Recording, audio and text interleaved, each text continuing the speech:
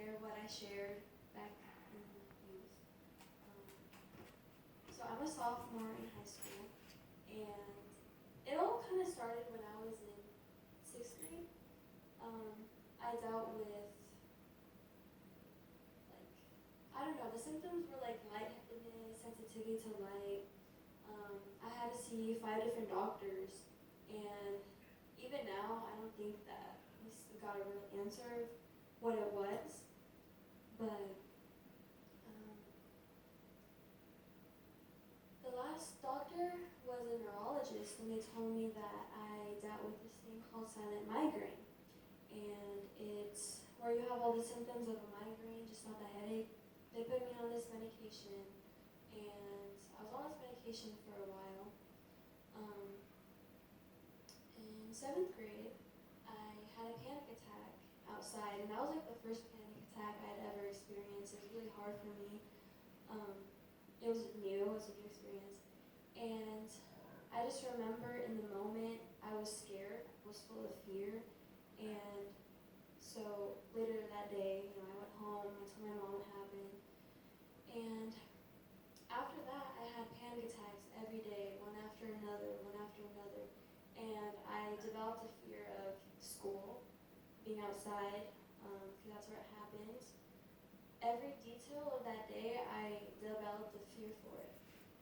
And it was very hard to get up because all I wanted to do was stay home all day. Very, very hard and very full of fear. And so time goes by, I get better. I saw Dr. Lotta, she's not here today, but I saw her, and she was like one of the only doctors that helped me and actually wanted to help me. That helped a lot. Like, she would give me long conversations of how it's going to be okay and that I will get through it, and that gave me a lot of hope too, and a lot of wise words. So yeah, time goes by. 8th grade, I start dealing with intrusive thoughts. I get thoughts telling me, if you don't do this, this is going to happen, and just a lot of negative thoughts. And I would always ask the question of why. Why am I dealing with this? I'm young. I have like my whole life ahead of me. Why is this stopping me? Why am I dealing with all this fear, all this like negativity? And I'd always ask the question, why? Why is this happening to me? God, why haven't you helped me yet? Because it felt like the same thing over and over and over again. Every single day, it felt like I was going through the same thing. And so I would just always ask why.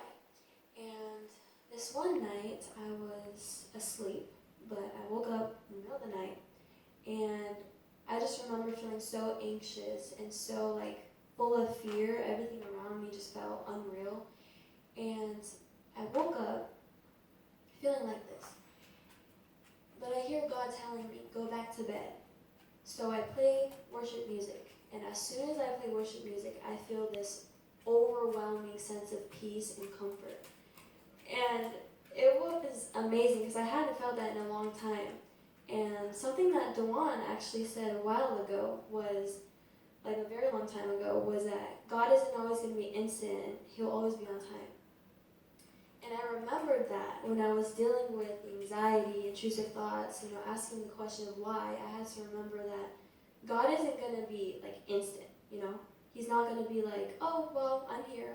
I mean, he's there, but he's going to let you go through it, and he'll make straight the paths. He will let you understand why you went through that. And now I know why. Like, I would have never thought that I would be up here sharing my story. Like, it's crazy. But, like, I remember this one time too. It was Christmas Day, 8th grade year. No, I don't know. It was Christmas Day. And I remember thinking to myself, again, why? And like everything around me was just like, it felt fake. Like I was walking and I was like, I felt left out of this world. I don't know. It was a weird feeling. And I just remember feeling fate, like just feeling like I wasn't a part of this world. And so I asked God, why haven't you taken me yet? Like, I'm tired of living in this world. I'm tired of living in fear. I'm just tired of trying and just not getting anywhere. And I just kept asking, why haven't you taken me yet? And he said, because I'm not done with you. And ever since that moment too, I changed my mindset. I changed, you know what, I want to die, but I changed that to, God's not done with me yet. I still have something to look forward to. I still have something to look. And it was just this opening to my eyes of, there's still hope. And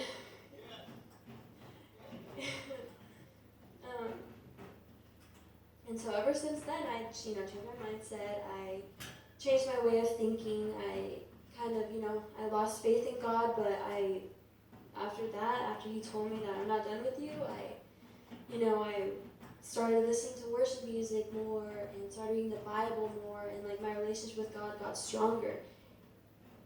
And that